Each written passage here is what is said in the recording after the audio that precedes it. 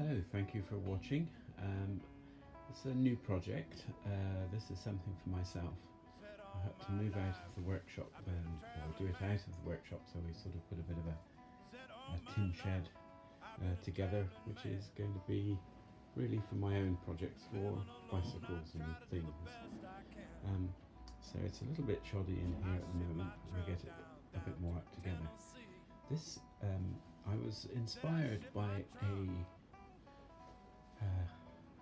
little film by a French guy. I can't remember the group's name, but I'll put a link to it in the description. And they had a great adventure just in winter time, somewhere I think around the Central Massif in France, and they just took old bikes, perhaps not quite as much of a primitive bike as this one, but they just had a really good time, and I thought that's just a really good way to go. So the plan is not to worry about modern modern backpacking gear or bike packing gear or lycra or anything like that, just to sort of do something in the spirit of the period. In amongst all of my searching and sorting around, there's a group called the Rough Riders Fellowship, and sort of going back to the Rough Rider early archive, people were crossing Iceland in their tweed suits and going on great adventures. So I thought this would be quite fun, really, and make a change from work all the time, or sort of thinking of work all the time. So this is a Chinese, I think I understand it might be from the online bicycle museum. I think it might be a Chinese Shanghai built version of the British Hercules, or heavy duty frame with those double top tubes. I think it's a little bit like the Royal Enfield and Indian Enfield scenario, where they continued to build them, and this is much the same. I think the Chinese copied them and really, from what I understand, changed them very little. It's quite, I'm not sure age-wise, I think it could be anything from 1955 to mid-70s. I'd like to think it's from 50s, so that's what I'm going to tell myself anyway. As you can see, it's quite a lot of surface rust is there. Great pink pedals. I'm not sure where it would have picked those up sometime in the past. But it's basically it's all there except for the brakes. The brakes are missing completely, but I've managed to find those on eBay. I was quite shocked to see how much is available on eBay, so that's really good service, and they're with me now, ready for fitting. And I think what we'll do is just keep its character, keep its patina as much as possible. So obviously I want to clean it up a little bit, just make it look a little bit more cared for. So maybe I'll linseed it, maybe I'll just leave it as it is, but then when we come to do tires and wheels and things like that, then I'll make it sort of clean and a nice job on those parts that I do repair. So we'll go all the way through the bike. This is taking me really back to my childhood. I guess as so many children, I've probably sort of started all my mechanical endeavours completely on a bicycle, goodness knows what age. I had a tracker when I was probably about 10 or 12, we called it a tracker, and it was great for the woods and across the cow tracks in the fields, with all of our mates, and we had that idea handed down to us from the older generation. So I guess the trackers, as we used to call them, actually probably date back quite a long time.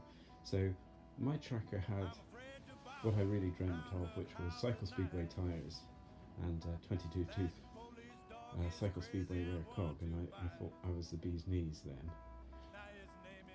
So perhaps that's a project for the future, maybe to recreate that tracker, which I remember I did in JPS colours, the JPS Lotus Racing team. So I'll just give you a quick walk around, and then I'll sort of do various videos as I go. I know the sound quality is quite poor. I don't have a microphone or anything for the iPad, and it is quite quiet, so I apologise for that. I'll do a description in the link.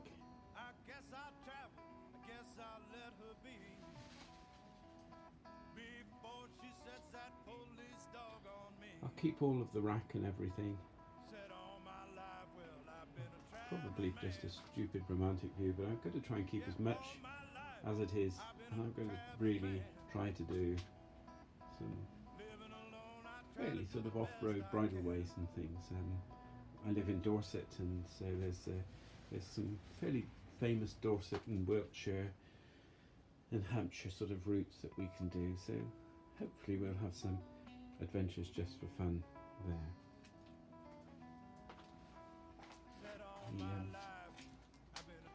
The cycle company is called Phoenix, and that's actually in the sprocket. You can't quite see from here properly, you just see the X, and so that was good. That allowed me to really sort of search on the internet and start to get an idea of what's what.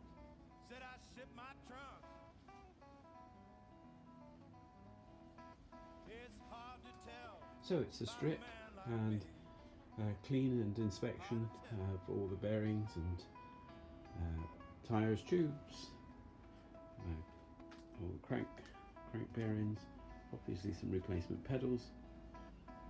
I'm going to keep the carrier because I think that would be quite useful, and I'd quite like to make a rear kickstand, but of course, a rear drop-down stand. I think that would be really useful. I think we could then cook on that carrier surface or something like that. I'm not sure. Maybe kind of use it as a centre prop for a tent or something. I'm not sure, but quite like the idea of the drop-down stand, which some of them seem to have, looking back through pictures. Yeah, there is a little bit of Chinese stickers there, but they're just peeling off almost as I handle it, so I don't think they're going to survive. Well, thank you very much for looking. Incidentally, in the background is a bike that I had many years ago, an MBK triathlon, which is really needing a bit of a clean and a tidy, which is something I will get on and do. And just behind me, as I say, we've kind of made this shed up ready, this tin shed, because there's not really room in the workshop. And this is a nice old rally, much like I had when I was younger. Amazingly, these bicycles are all so cheap, and it's just such a lot of fun to be had, I think, really. I'm over 60 now, so I'm kind of thinking back, maybe reliving another childhood, perhaps. Thank you for looking. Bye-bye.